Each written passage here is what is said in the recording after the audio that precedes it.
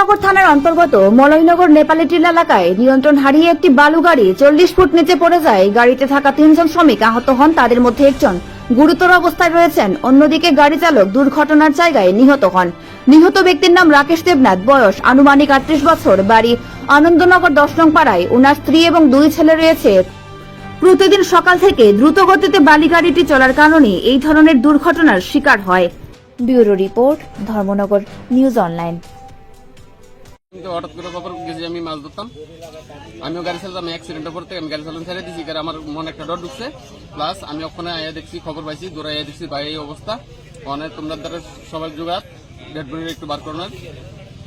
কোন সময় ঘটনাটা? কোন সময়টা আমি শিওর করতে পারিনি। আমি হঠাৎ করে আধা ঘন্টা হচ্ছে খবরটা পাইছি, দৌড়ে আইছি।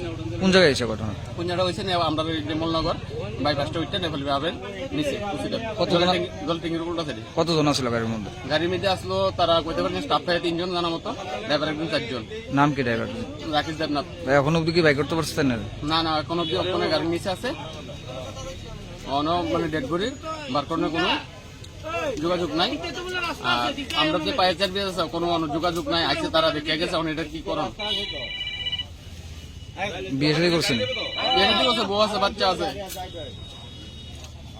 2 ছেলে আছে, বউ আছে, মা আছে, প্লাস বাবা আছে, বোন আছে, ভাগ্নি আছে। প্রত্যেক গাড়ি আইতে আসতো? এটা গাড়ি আসলো মানে আইতে আসলো লুট লইয়া আনন্দনগর থেকে, হয়তো বুল মিস্টিং এ চাকা একটা পড়ছে, প্লাস পাল্টে গেছে।